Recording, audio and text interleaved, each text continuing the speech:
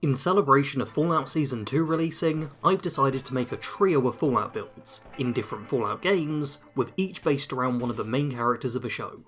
This video is the build for Lucy MacLean, the Vault Dweller from the Fallout TV show, and I decided to make this character within Fallout 3, as this is the game where you get to start out properly living in the vault before going on the hunt for your father out in the wasteland.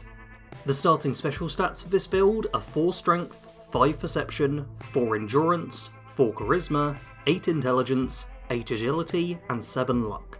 I wanted the special stats to best reflect the character from the show, while still being a fairly viable build within the game. Lucy was a teacher within the vault, so the high intelligence is easy to justify, and the slightly below average strength and endurance also tie into her growing up in a vault and not being as tough as your standard wastelander. However, Lucy does prove to be fairly quick and lucky when it comes to survival after leaving the vault though, so I decided to raise both of these stats. Her charisma was a slightly tricky one, as her bright and bushy attitude and desire to talk things out would indicate quite a charismatic individual, but the violent nature of the post-war world means that attitude can be perceived as grating and false by many wastelanders. As such, I wanted to invest a few points in charisma in order to reflect her positive attitude, but still keep it below the 5-point mark in order to reflect that most people won't naturally like her. There are 5 skills I focus on leveling with this build: medicine, repair, science, small guns, and speech. Medicine is an incredibly valuable skill, increasing the effectiveness of stimpaks and radaway. The higher the skill, the better your healing. As a resident of Vault 33, she will have no doubt had significant first aid training, and we do see her use a stimpak in the very first episode of the show as well. Repair is arguably one of the best skills inside of Fallout 3, allowing you to keep your weapons and armour in working order. When we're first introduced to Lucy, we see her helping out with maintenance in the vault, keeping everything up and running, so it makes sense that she would take this mindset into the wasteland. Science is another skill which I feel fits in well with the Vault Dweller. Unlike most of those living in the post-war world, those within vaults typically had some level of computer access, meaning they have a level of computer literacy which your standard scavenger or raider just wouldn't start out with. The science skill may not be the most important one to focus on, only allowing you to hack terminals, but this still can prove to be a handy support skill, especially for gaining additional loot or unlocking high-tech areas. The penultimate skill is small guns, which serves as our combat skill. With this, our weapons will not only become more accurate, but also deal some extra damage. Both of the weapons I went with for this build are covered by the small gun skill, so there's not really any requirement to split your level ups into another of the weapon-based skills. And finally, we have the speech skill. This will impact your success percentage when performing speech checks in dialogue. These can allow you to gain more information from characters, sometimes get better rewards during missions, and even occasionally bypass quests entirely. I mostly took this skill for role-playing reasons however, as Lucy shows herself to be an individual who will pretty much always try and talk her way out of a situation, and only use violence as a last resort. This is something which doesn't tend to work out in Fallout 3, as you have to get involved with a lot of combat as you play, but if anything, that just adds to the role-playing even more, as Lucy is often forced to take the violent path, and ends up being corrupted somewhat by the wasteland within the show itself. It's now time to talk about the perks I selected for this build. I decided to keep this character fairly low level, as that more accurately reflects Lucy's position within the show, as someone new to the struggles of the wasteland and not yet incredibly competent at surviving in this harsh new world. This is a level 10 character, which also means this build doesn't take too long to put together, and we only have 9 perks to go over. The first perk I picked up was Black Widow.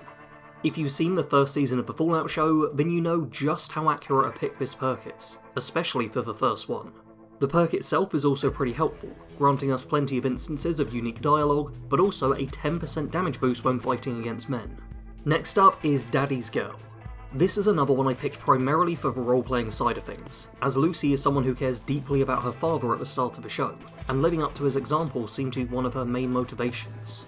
As for the perk itself, I'm typically not a big fan of the skill boosting perks, but this one does at least increase 2 skills that we actually do want to increase: science and medicine. At level 4, you will want to pick up the Educated perk. This will reward you with an extra 3 skill points per level up, making it much easier to max out all 5 of your skills. It also fits in with Lucy being a teacher, as she is quite literally an educator. To round off the skill boosting perks, I also picked up Comprehension. This perk grants you an additional skill point every time you read a skill book.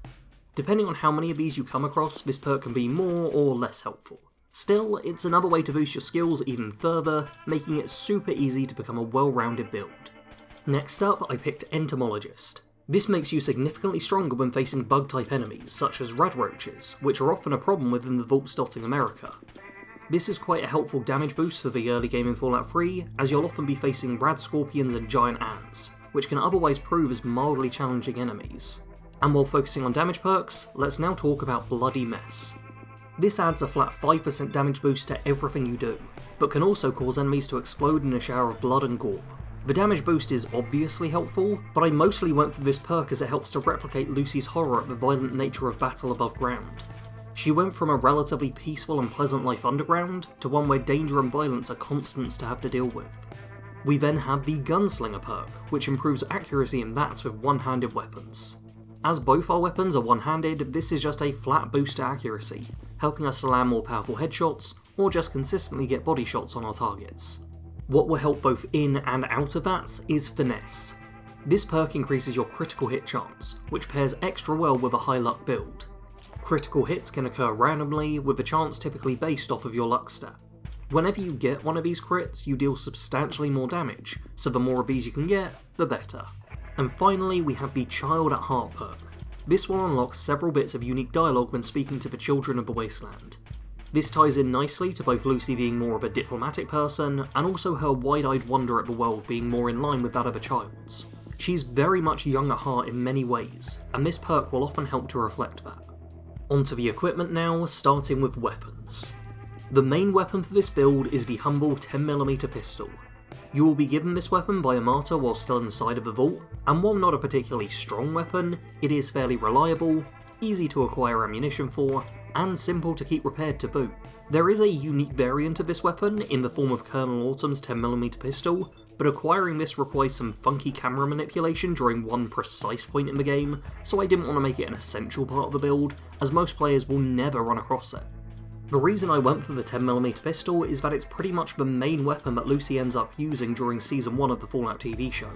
I am making this build before Season 2 is out, and maybe she'll switch to a minigun as a default weapon then, but as far as I'm concerned for now, the 10mm is her standard weapon. As a secondary weapon, I also made sure to craft the dart gun. We don't have access to a standard tranquilizer gun like Lucy has at the start of Season 1, so this was the closest alternative I could really go with. This is a pretty amazing weapon, as a single shot will cripple both the legs of your target.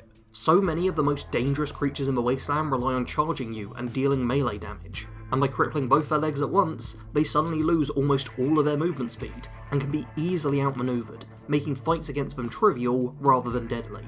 On top of the crippling effect, the dart gun also has a damage over time effect, meaning it's not just a support weapon. Onto the armour now, where I went with the Armoured Vault 101 jumpsuit.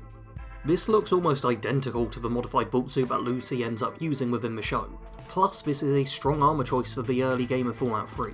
It gives a decent bit of damage resistance, helping to mitigate any attacks that come your way, and also comes with a skill boost to both small guns and energy weapons. While the energy weapons boost is wasted, the small guns is most certainly not, helping you to deal more damage and land your attacks more often than not. While playing this character, I didn't pick up any followers. You definitely don't have to travel with a follower, but if you decide you want to, then you can pretty much pick any of the good line companions in the game. Potentially the best pick though might be Dogmeat. He's not the strongest follower out there, but does at least line up a little bit with the show in some regard.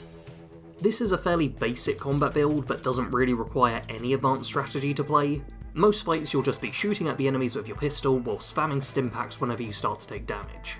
It's not a particularly tough or strong build to play as, but your weapon is easy to maintain, and you get a decent number of crits, which can really help turn the tide of a battle. Don't forget to use VATS quite often, as the boosted accuracy can allow you to land several headshots, providing a significant damage boost, while also reducing the damage you take due to VATS defense. Outside of that, you aren't all that tough, so try and be cautious around enemies with powerful weapons, as it won't take much for them to end your character. The main tactical advantage you can give yourself in combat comes in the form of a dart gun. Whip this out whenever you spot a melee enemy and you will render them virtually harmless. With this weapon at hand, you can basically eliminate half of the enemies the game throws at you without worry, meaning all you have to concern yourself with are the range combatants. The heart of this build really comes from roleplay. If you're deciding to play as Lucy from the Fallout TV show, then you really want to try and play through the game as her. In order to do this, you'll want to bumble around the wasteland, trying your best to be friendly and helpful, but inevitably having everything go wrong and having to resort to violence. You should be going into every encounter with a positive mindset, and always be cheery and kind in conversation. The capital wasteland is a dark and dreary place, but you should be a ray of beaming sunshine, brightening up people's days as best as you can. Your priority for quests should be the main quest line. Finding your father is going to be the goal of this character, just like it is in the TV show. Playing through this questline will also give you plenty of opportunities to engage in conversation with various NPCs, and give you the chance to utilise your speech-based perks. Beyond this, any quests which fit with the more positive nature of a character are ones you should gravitate towards. Anything that lets you help others out and earn you a bit of positive karma is a mission you can undertake. If you enjoyed this video, then make sure to give it a like, subscribe so you don't miss the other 2 Fallout TV show builds I'll be making, and feel free to comment your guesses for what games I'll be making them in down below. As always, thanks for watching. Sarge out.